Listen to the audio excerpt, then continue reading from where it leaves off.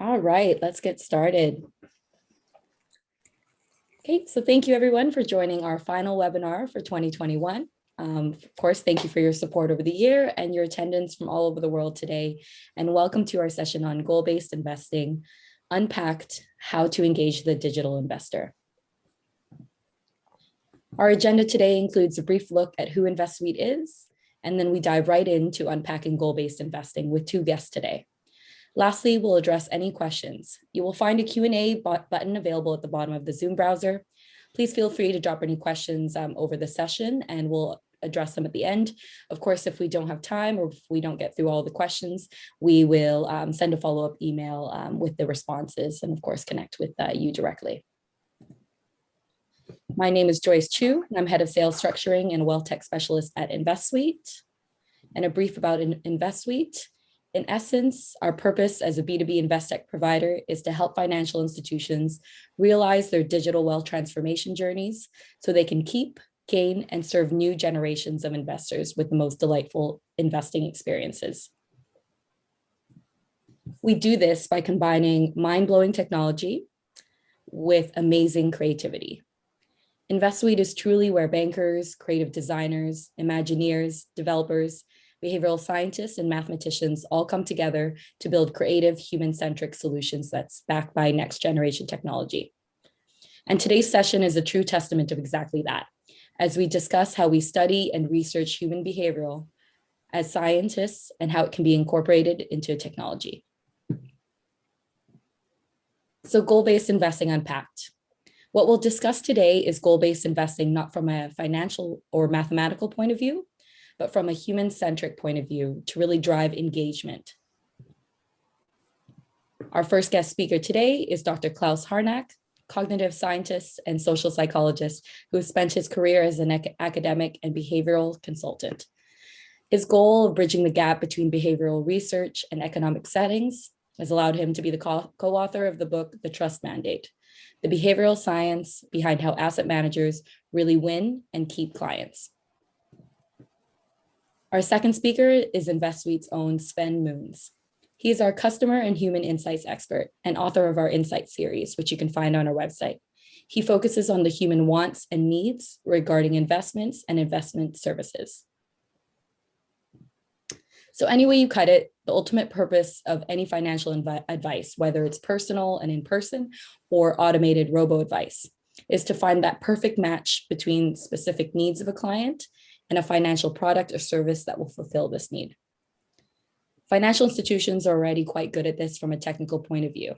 They use models that create forecasts and build scenarios, which take into account investment amounts and contributions and withdrawals, time horizons, and risk profiles of the client, so that the investment and the money can be managed throughout their life cycle. While wealth managers are intuitively good at dealing with the psychology of goal setting and goal pursuit, really getting to know their clients. What are their goals? What are their motivations? What are they prepared to do to reach it along the way? What kind of service do they like or support do they dislike along the way as well? So how do you translate these soft skills that we get from a wealth manager into an institution's digital product and experience? How do you deal with the human experience of goal setting and goal pursuit, a true needs analysis when you design a digital solution? What we already know is there's already a vast body of academic work by psychologists who dedicate their careers to learning about goals and goal pursuit.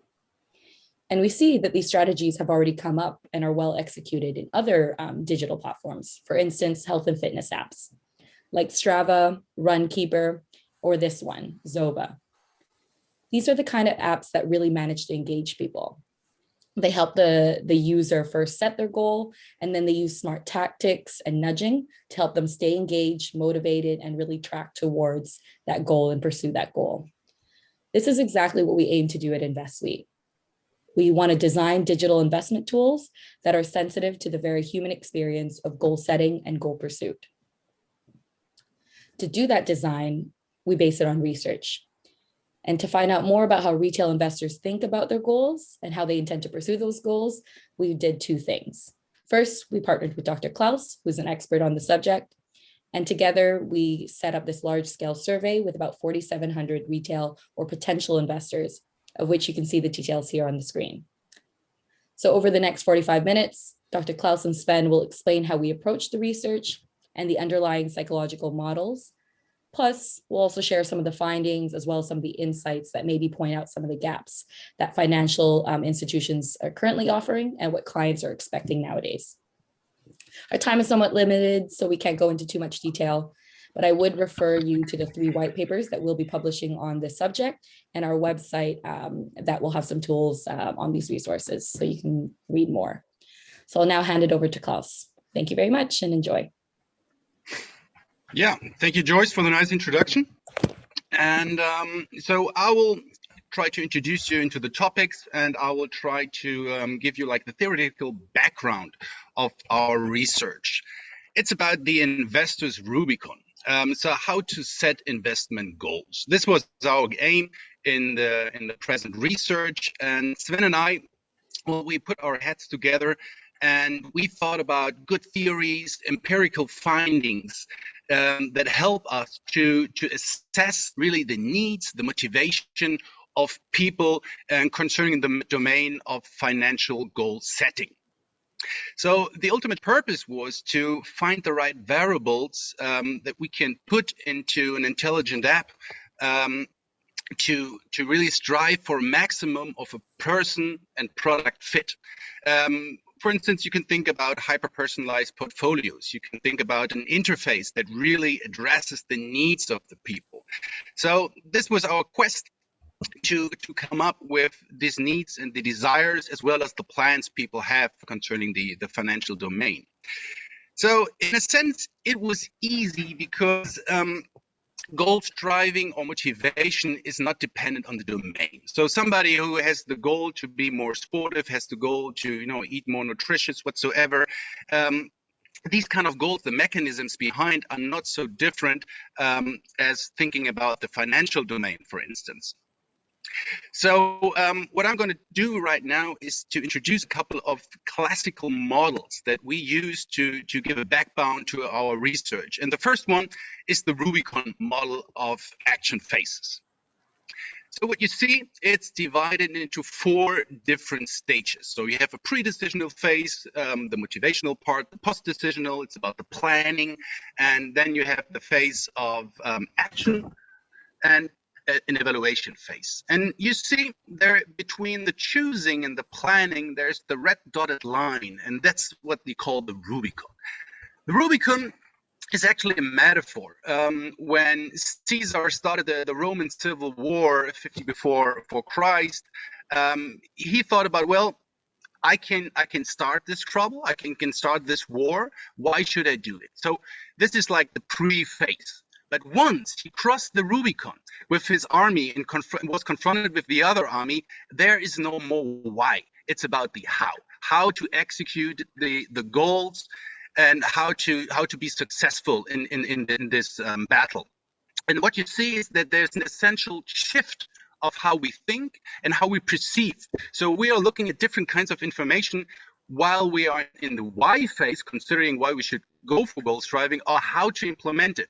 And that's the reason why we took this model, because then we are able of really detecting the needs and the kinds of information people are seeking. So this is the basic model. In order to understand goal striving and to understand the different perception and thinking styles, we use the second model, and this is the model of construal level theory. That really explains how we think in this kind of different stages. I would like to do a little experiment with you. Imagine yourself, you're in a museum and you're in front of a picture that depicts a road starting on the bottom line and then going towards the horizon and ends in a vanishing point just on the horizon, getting really, really thin. And now I ask you to put the 2 words on this road, the word sure and the word maybe. Where would you put these words? Where would you put, for instance, maybe? Is it close to you, or is it on the vanishing point on the horizon? You're more or less likely that you put the word sure on the bottom line and the word maybe on the end point. Why is it that way? because maybe it's vague, it's something abstract, it's not graspable in a sense. So there's a high psychological distance between you and this concept. Sure, it's something graspable, something we can deal with. It leads towards an action. So you get a first glimpse why this model works, because this is the way goals function as well. A goal, in a sense, is an abstract representation of the future. And what we need to do in order to really get into the action, it needs to be concrete. So taking the second one, it's you see the two pictures. They say it's normal view and Föhn view. This is a picture from the Olympic Stadium in Munich, and it's the southern view towards the Alps. And there's a weather phenomenon. It's called the Föhn. I couldn't find an English equivalent for it. What it is, it's warm and clear air that comes down the Alps and really clears up the sky. So what happens is you can see the Alps very clearly with a lot of concrete details. What the people say is, wow, today the Alps are so close. Well, in a sense, they are just as close as they are always, but because they are concrete, they are so depicted with details, you think they are closer. I mean, this is what psychological distance is about. Everything that has concreteness to it, it's close to us. Everything that is abstract is far away. So this is the reason why the fuzzy view usually leads to the perception that the Alps are farther away. This is like the spatial component, but it works with the temporal component, a social component, and a hypothetical component as well. So everything that puts distance between us, the thinker, the cognition system that is grounded in the here and now, and a goal that is far away, this is the distance between concrete and abstract thinking. So first we start with the why in our model. And the why is an essential part of the definition of a goal. We took here the definition from Lawrence Perban. It says a mental image or another endpoint representation associated with affect towards which action can be directed. So the affect could be the why. This is the superordinate goal. These are the reasons why we really get into goal striving. And then the how. This is a subordinate goal. This is the actions, the possibilities that we have in order to enact our goals. And we need to make sure that both components are really considered when we think about goal striving. It needs the higher construct and the lower construct. So in order to really grasp the higher construct, we came up, or we used a third model I would like to present to you. And this is the model of the human values. And this is the Schwartz model that gathers all kinds of values people have. And this is universal. It holds all around the world from all kinds of cultures. You can really, pick all these values people have. So you see on the left side, this is what then we call a superordinate goal, the higher overarching contract, the values. And on the right side, we translated this into investment goals. We decided to take one version where it has 9 universal dimensions. There are other versions with 19. There are versions, different models, for example, maybe the Maslow's needs pyramid you might have heard of, or the Hofstede's cultural dimensions, but they are not as suitable for our research, because we really want to pinpoint financial needs there. So let me translate a couple for you. So if you take, for example, the superordinate goal of benevolence, this could translate into investment goal, well, leaving a legacy for my family. Or think about the superordinate goal of stimulation, achievement. So this could be speculating, getting a thrill out of investment. So this is the motivation that drives the people. So what we did is we took 19 of questions in order to cover these 9 dimensions. Just to translate this into a concrete example, have a look at these 2 guys here. We have on the left side a guy that wants to lose 7 kilos, and on the right side, he wants to lose 7 kilos as well, but the superordinate goal is totally different, and their way of perceiving, the way of thinking is different. So the left guy is security concerned. He says, I want to avoid an early heart attack. So what is it that really drives them? He's anxiety driven. It's about conservation. Maybe there's a threat behind it. He feels fear. It's clearly an avoidance goal. So an avoidance goal is something you're on a status quo and you don't want to lose something. So you don't want to go to -1. The other guy on the other hand, I mean, he is an approach goal. He wants to gain something. He's anxiety free. I mean, his superordinate goals is about self-enhancement. He wants to achieve something. It's about maybe dominance, even power involved. So once we know these superordinate goals, we know about their motivation and what kind of stuff they need. The guy who is on the approach side, he's seeking for chances. He's probably more risk taking than the other one. And now we know how to deliver the right concept to them. This of course translates into the financial domain as well.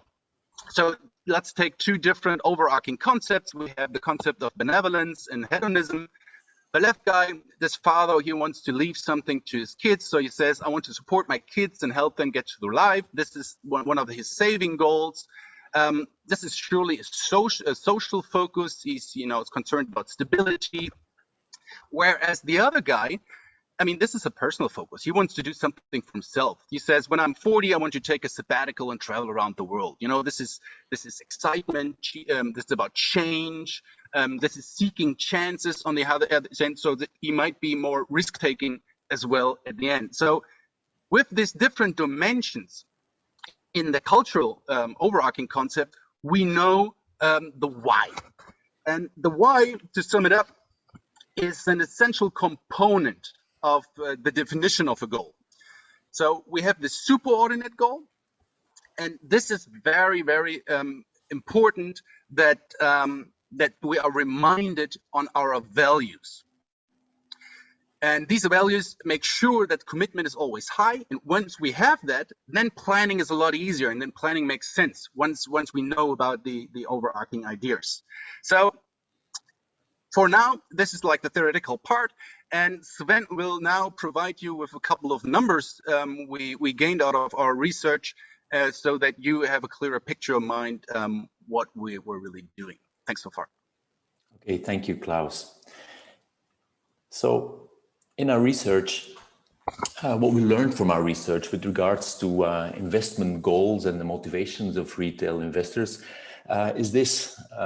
What you're looking at is a representation of the single most important investment goal of all the respondents in our sample. So it is the result of two questions. You see them on the screen right there.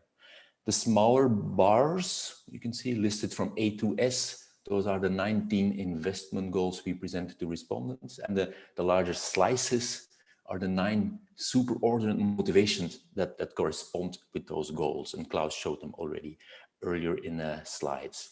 The average are the averages that are the orange lines at the end of each bar or slides, and we'll always see the sample size indicated there in the middle of the graph here. N equals 4,690, which is the entire sample.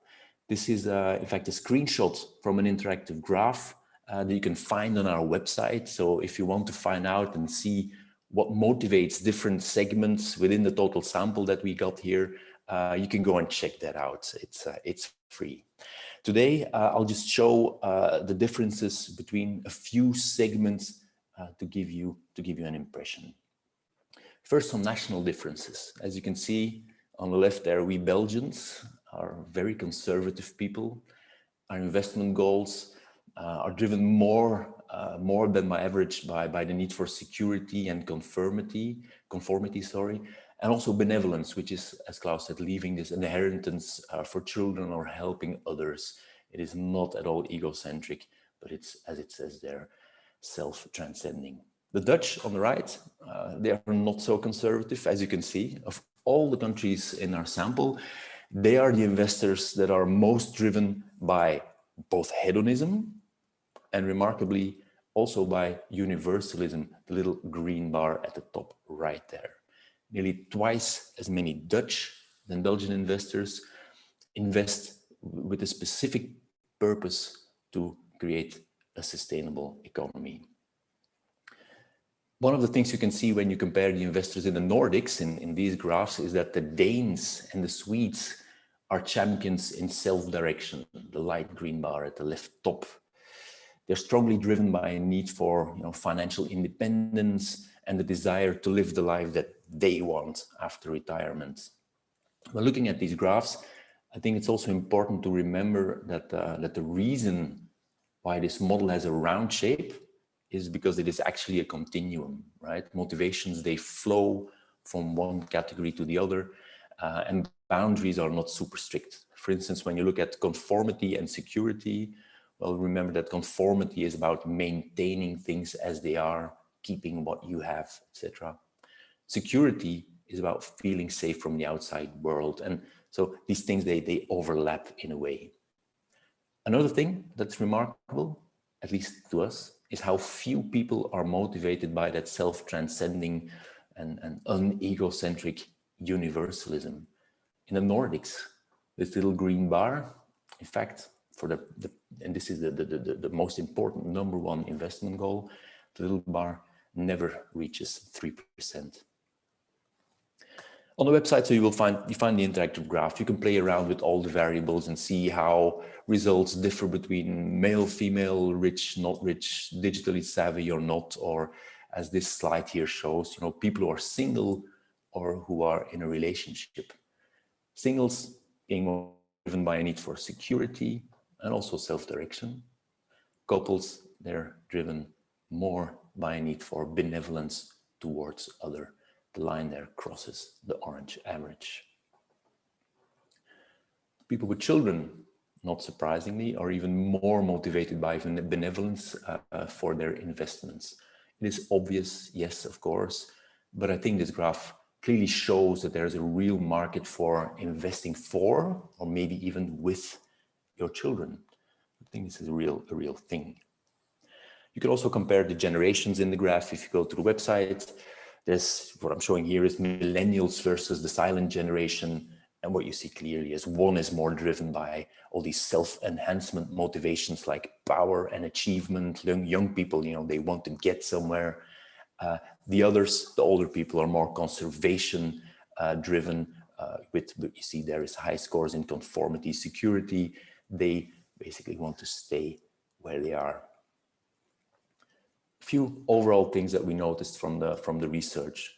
A remarkable finding for us was how few people are actually motivated by this higher order motivation, universalism, right? The notion that to survive as a group, we need to protect the national resources that basically make life possible in the first place. As we know from Schwartz's original research, the man who made this model decades ago, people in general in society attach more importance to universalism. His scores are always much higher on universalism. So maybe in time, people will also follow suit with their investment goals. We did, however, see in our research, and I'll talk about that a bit later, that people with other goals than universalism also have some sustainability concerns when they invest. But the number of people whose priority investment goal is to create a sustainable economy or to protect the natural world is very low. Another insight that occurred when we read over 800 open answers to why people invested was how widely pension is interpreted. We found that it's actually not one goal. It's just a date on which you stop having a salary. People write down very different motivations for investing for retirement. For some, it's basically driven by a need for security, conformity, like maintaining my lifestyle. For others, it's driven by hedonism, finally enjoying the life and going on that holiday to Machu Picchu, for instance. The most vocal people, and especially we noticed that in Denmark, they're driven by self-direction. And they're saying that, there's no way that I'm going to work until I'm 67, like the government wants me to.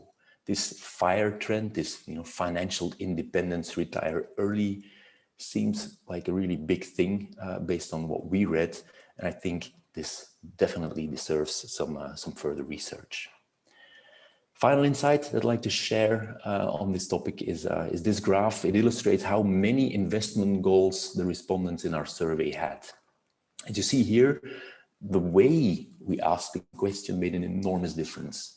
So the people who chose the goal from our closed list of 19, they had 4.3 goals on average. those who were asked to write down their goals in an open input field, they basically had 1.6 goals on average. And this is then excluding the 1 out of every 5 respondents to this open question who are basically unable to write down anything comprehensible. It shows that people are really, really, really bad at articulating investment goals, and that, as such, poses a problem for the next stage in the pursuit of investment goals, which is, planning the actions that are needed to achieve your goal. Over to you, Klaus. And this planning is really the crucial part of the goals driving process. So what we do when we plan, we prepare action. We cross the Rubicon, and this means that we change our thinking from why to how. So maybe in the why stage, it might be interesting to know that putting money in investing in stocks, for instance, is better than having it on your saving accounts. This information is no more valid for you. Now it's time how to do it. So this is why there's a change of perception. There's a change in cognition. So we shift over to the other side, and when we do this shift, we're talking about goals and plans. So goals are usually defined as specific and challenging a process, and that should be feasible as well. And this is always better than just having easy or vague goals. So I want to lose weight. This is a vague, not really specific goal, but a better version would be, okay, I want to lose 7 kilos by June the 1st. Yeah. So what is behind this is a concept that's very, very often cited in the literature. You find it. It's the concept based on the research from Locke and Latham. It's the SMART model. So how to form SMART goals. SMART is an acronym that actually stands for specific, measurable, achievable, reasonable, and time-bound. So these are components that should be in a goal when it's a good goal. And what we find in research is that you have usually a baseline, and the baseline is do your best. So that's people in whatever kind of setting are just told, okay, do your best. This is the baseline. And in the other conditions, they are provided with plans, with better goals, with really concrete goals, and in all kinds of experiments. What we find is that the do your best goals are always the worst condition. So this is the standard, of course. That's what people think about investing money. They say, okay, well, I just want to get as good as possible, to gain as much as possible. This is the classical do your best goals. And, knowing from the other part of the goals driving literature, we know that this is the worst case scenario. This is not really how you reach your goals. So what we need to do is we need to form goals that are concrete, that are really graspable, that are enactable in a sense. Looking at our data, however, we see a very sad picture. Take the Belgium sample for here. We asked them, okay, do you have a concrete ending point, an amount in your head that you want to achieve with your investment? 84% of the people had no clue where they want to end. This is a typical do your best. Well, just get more. But just getting more is not the way how to get there. And there you see that like 2 essential components are already missed out of the equation. Namely, when you take the SMART one, S for specific and M for measurable, these are not in here. And if you take the Finns, well, yeah, 2/3 of them have no clue about it. Of course, 1/3 maybe knows about it, but still there's a whole big point of improvement. Even though the Finns have, when you see on the right side, 12% know or have a specific amount in their head compared to 4% of the Belgians. Another crucial component in the SMART model, in the SMART acronym, is the time event. So when is my goal fulfilled? What's the end point in the sense? And there are 55% of the Belgian participant had no clue about a concrete time horizon, whereas 38% of the Finns. So there we still see, okay, the Finns are in a sense better in forming goals, but still half of the participants in this sample and 2/3 in considering the other dimension are really missing out the essential components to form good goals. So this is for us a chance to help our clients to form these financial goals. And one way to do this is with a self-regulatory strategy called implementation intention. It is an invention or a brainchild of Peter Gollwitzer, who was actually one of the Heckhausen students, so the guy who came up with the Rubicon model. And he thought of a very easy way of implementing goals, namely by having an if-then structure. In the if part of the plan, you put the where and the when to enact a certain goal-directed behavior, and in the then part, the how. So let's take, for example, a goal you have in the domain of sports. You want to be, go for a run. So you specify in the if part, if I get home at 6 o'clock, then I'll put on my shoes and start running with Bob. This is a very concrete plan. And if you have the overarching, the superordinate goal, I want to get more sport, I want to be healthier, then actually this behavior is triggered. So in order to form a good implementation intention, the if part needs to be very easy to detect, very easy to see, so that the process can start in an automatic manner. Same holds true for the then part. It needs to be something that is pre-committed, pre-planned, easy to execute, and that's can be applied just directly into the financial domain. Taking a very simple example of an implementation dimension in this way. For instance, if you have more than 10,000 on your saving account, then I'll put the extra money in my invests. So this is a way of improving goal-driving behavior, because you predefine a behavior, you give the people a situation, a cue that they can detect, and then really enact their actions towards the goal. We did this in our research as well. We provided people with several implementation intentions and asked them, okay, is this a suitable strategy for you to set your investment goals? And Sven will now provide you with some real data and what we get out of our research. Yes, thanks, Lars. So in our research, we tested 10 of those implementation intentions that Lars just described. So we asked respondents to which extent they would commit to adding money to their investment portfolio if a certain situation were to happen, right? As in line with the examples you just saw. The numbers that you see here are the percentages of people who are inclined to say yes to the following situations, and I'll read them for you. Every time I pay for something with my card, I will round up and invest the spare change. Every time I get my salary, I will put a percentage of it in my investment. Every time I get an unexpected bonus or gift, I will put part of that money in my investment. And the last one, every time I have a certain amount in my savings account, I will put part of that money in my investment. Those were the exact sentences that we used. Now, there's a number of things that you see from this, and I guess depending on the country where you're from, you will be scanning the list for your country. But a number of things that we noticed here. The first one is that the roundup, which is kind of hyped in a lot of countries, doesn't seem to have a lot of potential. But again, it depends on the type of investor you're dealing with, right? Among millennials, this number increases to 38. So that's more than 1 out of every 3 that would do it. And it's in line very much with the general trend that we see in the numbers, that the younger investors are willing to do much more than the older ones. You've also noticed perhaps that mental accounting is very much a factor here, right? People are less inclined to invest the money that they had earmarked for spending, but they do want to invest money that either falls into their lap or which they consider as excess on their bank account, for instance. Here are 4 more implementation intentions that we tested.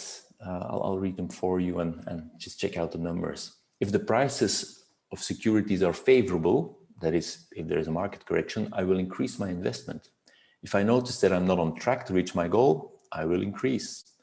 If indicators show a positive trend for a certain market, an industry, or a theme, I'll increase. Or if it becomes possible for me to invest in a new theme, like a new technology, I will increase my investment. Again, the averages really only say so much. If you ask Swedes with more than 250,000 euro to invest, they would be more likely interested in using that market correction as an opportunity. You can even step it up a little bit. And if you ask those Swedes who are motivated by a need for power, the goals to make a sizable personal fortune for themselves, this number increases even further. So what is clear from all this, I think, is that one size really doesn't fit all, and that those making digital tools that can suggest implementation intentions basically should tailor them to a very specific user. One size doesn't fit all. It has been proven in many psychological experiments that setting implementation intentions stimulates goal-directed behavior, but still a lot of good intentions, they remain unfulfilled. And that's not just the case with all the New Year's resolutions people will start making now. The reason for this, it's called the intention behavior gap, and it appears when people do not have enough what psychologists call self-efficacy, that is, when they don't have the tools or the help and the support they need to take action. And this is exactly the third step in the Rubicon model. It's acting, right? It's a crucial step in successful goal pursuit. So let's just look, we'll not talk about service levels now, we'll publish those things in the paper, but just look at the tools for now. In our research, we presented respondents with 4 digital investment solutions and asked which one they would prefer to use in order to reach their most important investment goal. So these were the tools that we proposed. The respondents obviously only saw the text and not the product names. What are these? The first one is an online broker. It's the one as we all know it. It's where the client is doing it all by himself. A robo-advisor that allows to tweak or to tilt the portfolio as they wish, right? So change the settings, etc.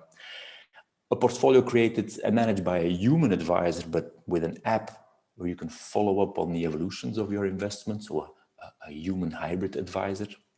And the last one, a robo-advisor, as we all know it today, one that does not allow users to tilt and to change the portfolio.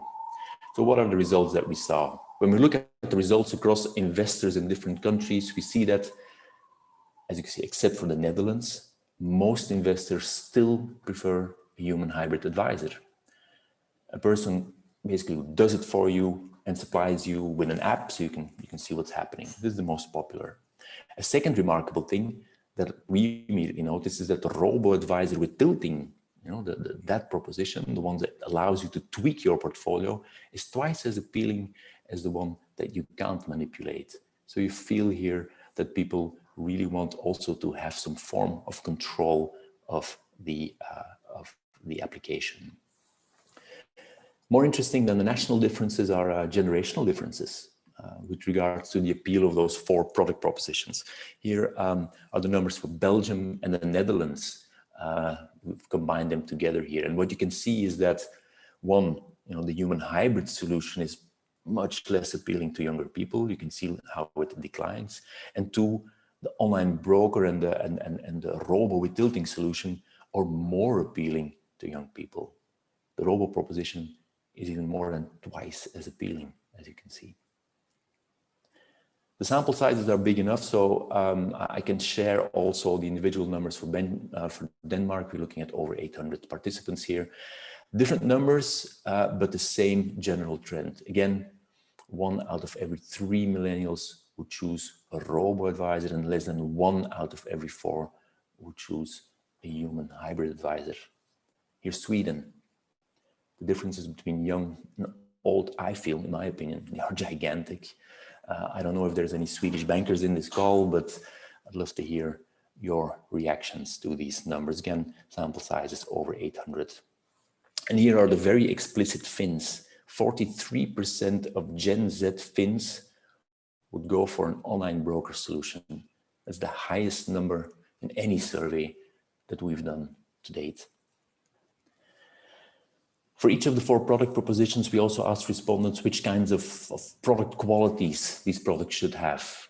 To do this, we used what is called semantic differential scales, which are essentially 6-point Likert scales with opposing but equally positive quality traits at each side. So respondents could indicate if they preferred an app for frequent use or one for occasional use, that conveys simple info or detailed info, that is self-explanatory, or that is explained by someone, and so forth. You can read the different quality traits there.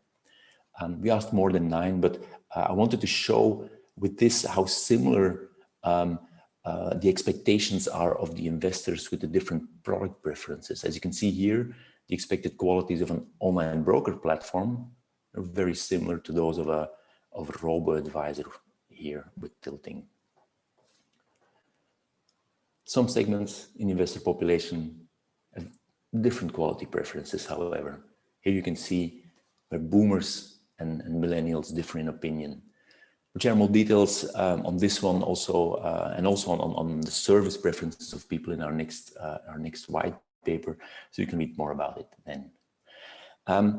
Because investment goals can also be more than just financial, we'd like to finish today's session by sharing some insights on the sustainability preferences of retail investors in our survey as well. Even though, and you will remember the slide with the beautiful whale there, even 3% of investors only have a primary investment goal that is driven by universalism, right? So investing to explicitly protect nature. However, all investors driven by, as you can see here, whichever goal, express the wish that about half of their portfolios be compliant with their personal, ethical, or moral standards. For Belgians and Dutch investors, it's usually just a little below 50%. For the Scandinavian investors, it's usually a little over 50%. A graph like this, to me, says one thing very clearly, and it says that ethical behavior is normative. It is the result of group pressure and social norms, and to put bluntly, respondents here, they answer in this fashion because I guess they think it is expected of them. When we ask investors to indicate which sustainability factor they consider most important, either ecological, social, or the governance factor, we see that ecological considerations score equally high across all generations. It's a horizontal line there. Governance considerations, they score equally low across generations, and you see the parallel. Two things obviously change. The first is the importance of the social considerations, which increases between Gen X and millennials. And the second is the black line, I'd like to call it the I don't care curve, which drops from 33% among baby boomers to less than 20% among the Gen Z. So not taking responsibility seems much less of an option among the younger generation. In Belgium and in the Netherlands, we see the same picture, but here social considerations are viewed as more important, especially among really the younger people. When we ask these Gen Z respondents at the right there, when we ask them in more detail which specific social considerations they think are like super important, we see the following. When you look at what the youngest people in this sample care most about, I think the concept of psychological distance from construal level theory that Klaus explained, they come into play again.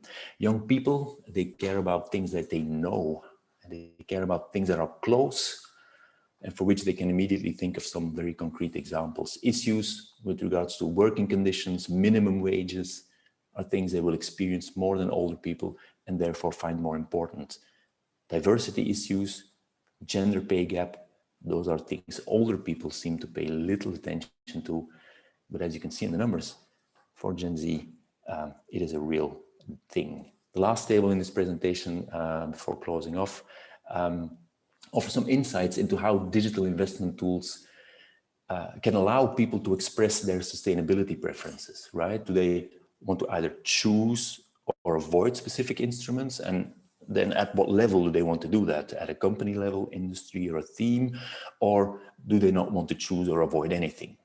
The numbers here, they indicate that the higher the financial maturity of the investor, so the more experience this person has with different types of securities, the more he will want to choose or add specific companies and industries to his portfolio. To wish to avoid certain investments, that doesn't change that much across these segments. The numbers from the Nordics, they're obviously different, but essentially they tell the same story. I'm going to stop sharing tables and graphs here. We'll publish more white papers with much more detail in the next few weeks. There's also the interactive graph on our website, which I invite you to check out, even if it's just for fun. Hopefully all of this was interesting for your digital product development and marketing. but I'll pass over to Joyce now to explain what we at InvestSuite intend to do or how we intend to use these insights ourselves. Over to you, Joyce. Great. Thanks, Sven, and thanks to both of you, Sven and Klaus, for sharing the extensive research that we've done, models that we use, and of course, the findings and our insights with our attendees today. I hope this actually provided some insights that might be useful for you in your future product development or your service, and perhaps really got everyone thinking about goals, investors' needs, and especially the changing trends between generations, as well as, of course, the behavioral psychology behind launching or improving a successful digital solution. From these insights, we already see three big areas of improvement for digital investment products at InvestSuite.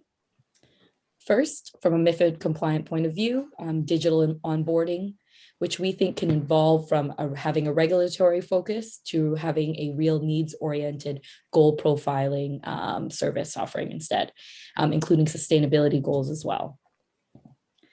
Second, really helping people specify these goals and increase their self-awareness along the way, and allowing them to create hyper-personalized portfolios so they can track how are they gauging towards some of these specific goals, investing with respect to not only a financial target, but also other interests, specific regions, markets, sustainability, what impact do they want to make. And lastly, third here, really creating effective goal pursuit experiences. So how can we provide investors with the right tools that have the right features specifically for them? How can we communicate and report with goal pursuit in mind? How can we give them the right cues to keep going, motivated, and track towards these goals? And also, how can they be rewarded or incentivized? Not really for joining the financial institution, but for doing right for themselves and their goals and their needs, really meeting these. So these insights, those kind of three main insights, are taken into consideration in designing InvestSuite's suite of solutions, which are highly configurable white label solutions. Our tools are intuitive. They provide delightful user experiences, but because they've taken into consideration behavioral science. So first on the left is our robo-advisors, a low-cost digital wealth management tool. We're able to deliver goal-based investing, of course, using the research we've completed, and also via hyper-personalized portfolios. We can actually do this using the second product here, our portfolio optimizer, which can be the portfolio construction tool underlying the robo-advisor, or it can also be used standalone by asset owners. Here, we're using a fourth generation algorithmic risk methodology for loss and drawdown based portfolio construction. So allowing a smoother ride for the end investor, which is ultimately a goal as well. And third on this page, our self-investor. It's a best-in-class and powerful online execution platform, where our goal here is to provide easy investing for investors so that they're comfortable and confident. We do this by providing insights and guidance in a human-centric way. And our last solution is a Storyteller. Here, we're really truly revolutionizing portfolio performance reporting and driving new levels of engagement by transforming what's traditionally a static client experience, but also necessary, into an automated 21st century experience using technology, human-centric design, and as the name says, storytelling. I'm more than happy to discuss these solutions in further detail. For those who are interested, I'll share my contact details in the next couple of slides. So thanks so much for joining our session and hope it was helpful. We do have a couple of questions that were dropped in Q&A and chat. So hopefully I can throw these to you, Sven and Klaus. First question here, we had, how do so this could be the institution as well as the, I guess the end investor, I think, figure out my subordinate goals in the best way? Are there any tools out there or anything like that? Subordinate goals or the superordinate goals? Superordinate goals. Superordinate, okay. Yeah. Okay. Well, that's what we said. Superordinate goals are basically about the why. So it's about your values. There is probably one technique that helps you to discover it is, it's the picture of an iceberg, the metaphor. So like you have the tip of the iceberg that is really shown. So this is usually the position. That's what people say. By asking repeated questions and saying, okay, why is this important? What do you want to make sure by doing so?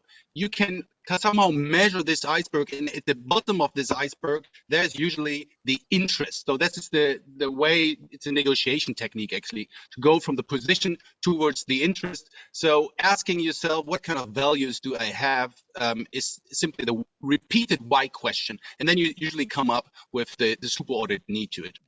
We did this exactly also, Klaus, by the way, in our research. As you know, we asked people several questions. So we first said in our research, what is your first number one investment goal? And then said, why is this goal so important for you? And then we asked again, why is this important to you? So that people basically start describing their motivations or their higher order motivations, because very often people are very bad at just writing down what their goal is. And so repeated why questions make it very clear what the motivations are. Perfect, thank you. I hope that helped. I believe Sarah asked that question. We have a couple questions that were placed in the chat here. I think Sven, you actually touched on this one. It says, hi Sven, you indicated that few people are intrinsically motivated to invest sustainably. Mm-hmm. Do you see a difference between generations? So I think this question was asked earlier, but you did touch on that in the last few slides. Do you have any other comments on it?